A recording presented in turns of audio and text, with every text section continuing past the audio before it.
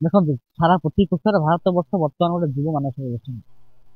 ଯେତେବେଳେ ସାରା ପୃଥିବୀ ପୃଷ୍ଠ ଅପେକ୍ଷା କରିକି ଅନେଇ ବସିଛି ଯେ ଭାରତ ବର୍ଷରେ ଯୁବମାନେ କଣ କରୁଛନ୍ତି, ସେତେବେଳେ ଆମେ ପ୍ରତ୍ୟେକ ଦିନ ଦେଖୁଛୁ ଯେ କେବଳ ମଦ ମାଂସ ରାଲି ଆଉ ଏଇଥିରେ ୟୁଥ ମାନେ ସ୍ଥିତ ହେଇଯାଇଛନ୍ତି। ଯାହା ଆମ ପାରିପାର୍ଶ୍ୱିକ ଅବସ୍ଥା ଦେଖୁଛୁ, କିନ୍ତୁ ଆମେ ଆଜି ପର୍ଯ୍ୟନ୍ତ ଅନୁଭବ କରିପାରିଲୁ ନାହିଁ ଯେ କୌଣସି ରାଜନୈତିକ ଦଳ ଯୁବମାନଙ୍କୁ ଆଣିକି କେଉଁଭଳି ଭାବରେ ରାଜନୈତିକ, ଆପଣଙ୍କର ଅର୍ଥନୈତିକ, ଆପଣଙ୍କ ସାମାଜିକ ସବୁଠି କ୍ଷେତ୍ରରେ ଝିଅମାନଙ୍କୁ ଯୁବମାନେ ଭାରତ ବର୍ଷକୁ କେଉଁଭଳି ଆଉ 20 ବର୍ଷ 25 ବର୍ଷ ପରେ ଭାରତ ବର୍ଷକୁ କେଉଁଭଳି ଭାବରେ ଦେଖିବେ, ସେସବୁ ଜିନିଷ ନାହିଁ। ସେସବୁ ଜିନିଷକୁ ନେଇକି ଆଜି ଯେତେବେଳେ ଆମେ ସମସ୍ତେ ମିଶିରେ ଗୋଟେ ଯୁବ ଦିବସ ପାଳନ କରୁଛେ, କିନ୍ତୁ ଗୋଟେ ଲଂଜିବିଲିଟି ପ୍ରୋଗ୍ରାମ, ଗୋଟେ ଲଂଜିବିଲିଟି ପାରାଫିନିଆ କିଛି କୌଣସି ନା ସରକାରଙ୍କ ପାଖରେ ଅଛି, ନା କୌଣସି ଅନୁଷ୍ଠାନ ପାଖରେ ଅଛି, ନା କୌଣସି ଏନଜିଓ ଅର୍ଗାନାଇଜେସନ ପାଖରେ ଅଛି। ଏସବୁ ଜିନିଷକୁ ନେଇକି ଆମେ ନିହାତି ଦାବି ରଖିଛୁ ଯେ ଏ ପ୍ରତି ଆଜି ଯେତେବେଳେ ରାଜ୍ୟ ସରକାର ଲୋକମାନଙ୍କର ମୁଖ୍ୟମନ୍ତ୍ରୀ କହିକି ରାଜ୍ୟର ମୁଖ୍ୟମନ୍ତ୍ରୀ ସାରା ଓଡ଼ିଶା ବୁଲୁଛନ୍ତି ଏବଂ ରାଜ୍ୟରେ ଗୋଟେ ନୂଆ ପରିବର୍ତ୍ତନ ହେଇଛି। ଯୁବମାନଙ୍କ ପ୍ରତିକାରେ ଆପଣ ଦେଖିବେ ବହୁ ଯୁବମାନେ ଏଥରକ ବିଧାନସଭାକୁ ଆସୁଛନ୍ତି, କିନ୍ତୁ ଆମେ ଆଜି ପର୍ଯ୍ୟନ୍ତ ଦେଖିପାରିଲୁ ନାହିଁ କି ମୁଖ୍ୟମନ୍ତ୍ରୀ କି ଯୋଉମାନେ ବିଧାନସଭାକୁ ଯୁବକ ମାନେ ଆସିଛନ୍ତି ସେମାନଙ୍କର ଯୁବକଙ୍କ ପ୍ରତି କିଛି ଆଉଟପୁଟ୍। କିନ୍ତୁ ଆମର ଦାବି, ଆମର କହିବା କଥା କି ଯୁବମାନଙ୍କ ପ୍ରତି ରାଜ୍ୟ ସରକାର ଆଜି ପର୍ଯ୍ୟନ୍ତ କଣ କଲେ? ଯୁବମାନଙ୍କ ପାଇଁ ଆପଣ ଦେଖିବେ ରାଜ୍ୟରେ ବେରୋଜଗାର ସଂଖ୍ୟା ହୋଇ ବଢି ଚାଲିଛି, ନା ସେଥିପ୍ରତି ରାଜ୍ୟ ସରକାରଙ୍କ ଧ୍ୟାନ ଅଛି? ରାଜ୍ୟରେ ଯୁବମାନଙ୍କୁ ଏଣ୍ଟରପ୍ରିନର କରିବା ପାଇଁ ମଧ୍ୟ ରାଜ୍ୟ ସରକାର ଆଜି ପର୍ଯ୍ୟନ୍ତ କୌଣସି ପ୍ଲାଟଫର୍ମ ତିଆରି କଲେ ନାହିଁ।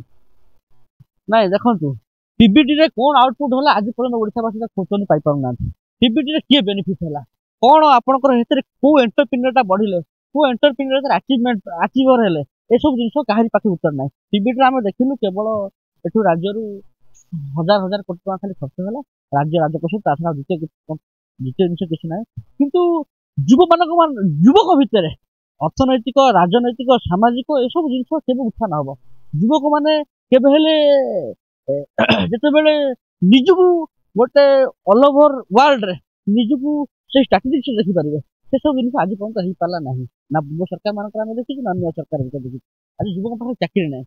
ଆମେ ଦେଖିଲୁ ଯେମାନେ ଆଗରୁ କହି ଆସୁଥିଲେ ଯେ ଯୋଉ ନୀତି ଆସିଥିଲା ଆପଣଙ୍କର ନ୍ୟାସନାଲ ଯୁବା ନୀତିରେ ଆଜି ଆଉଟପୁଟ୍ କଣ ସାରା ଭାରତ ବର୍ଷ ଯୁବକ ଖୋଜୁଛନ୍ତି।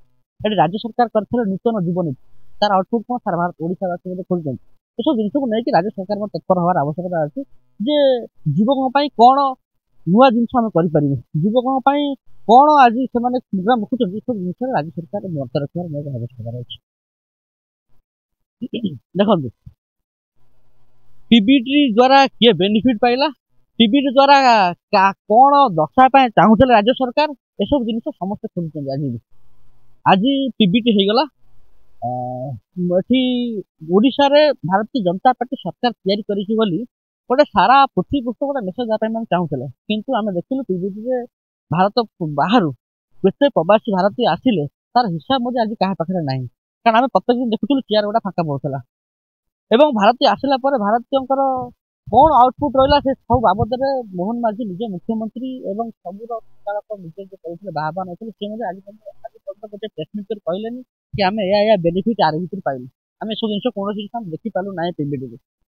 ସାରା ଓଡ଼ିଶାର ଲୋକ ଦେଖୁଛନ୍ତି ଯେ କଣ ହଉଛି ରାଜ୍ୟରେ, କଣ ଚାଲିଛି, ଏମାନେ କେମିତି ଗୋଟେ ପ୍ରହସନ ଚଲେଇଛନ୍ତି ମିଛୁଟାରେ ଲୋକଙ୍କ ଟ୍ୟାକ୍ସ ପଇସା ଯୋଉଟା କେନ୍ଦ୍ର ସରକାରଙ୍କର କାର୍ଯ୍ୟକ୍ରମ ଥିଲା ତାକୁ ଏଠି ରାଜ୍ୟ ସରକାର କରୁଛନ୍ତି, ଲୋକଙ୍କୁ ଟ୍ୟାକ୍ସ ପଇସା ଖର୍ଚ୍ଚ ହଉଛି, ତା ଦ୍ୱାରା ବହୁତ କିଛି ବେନିଫିଟ୍ ହେଇପାରିଥାନ୍ତା ରାଜ୍ୟରେ ଗୋଟିଏ ସିଙ୍ଗଲ ଟଙ୍କାଟାର ବେନିଫିଟ୍ ନାହିଁ, କେବଳ କେନ୍ଦ୍ର କଥାରେ କାମ କରିବା ପାଇଁ ଯାହା ଚାଲିଛି ରିମୋଟ କଣ୍ଟ୍ରୋଲ ଚାଲିଛି, ସାରା ଓଡ଼ିଶାବାସୀ ସେ ଜିନିଷ ଦେଖୁଛନ୍ତି।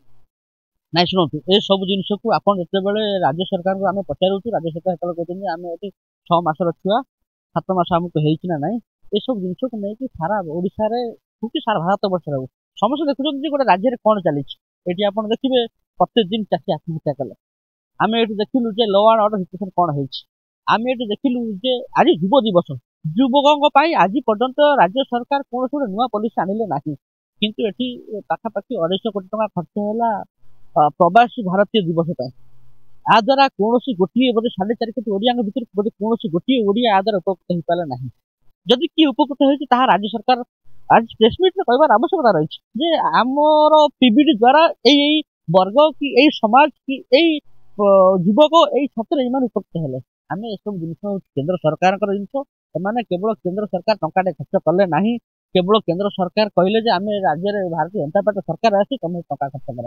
ଏମାନେ ଗୋଟେ ମିଛୁଟାରେ ଗୋଟେ ଏଠି ଆଣିକି ନରେନ୍ଦ୍ର ମୋଦୀକୁ ଆଣି ନଚିବା ପାଇଁ ଗୋଟେ ବ୍ୟବସ୍ଥା ଚାଲିଥିଲା। ସେମାନେ କେବଳ ନରେନ୍ଦ୍ର ମୋଦୀକୁ ନଚିବା ପାଇଁ ସେଇଭଳି କାର୍ଯ୍ୟକ୍ରମରେ ଏମାନେ ସଫଳ ହେଇଛନ୍ତି ଯେ ଆମେ ଆଇଲୁ ନରେନ୍ଦ୍ର ମୋଦୀକୁ ଆଣି ନଚେଇଛୁ। ଆଉ ଯେତେ ଜିନିଷ କିଛି ହେଇନି।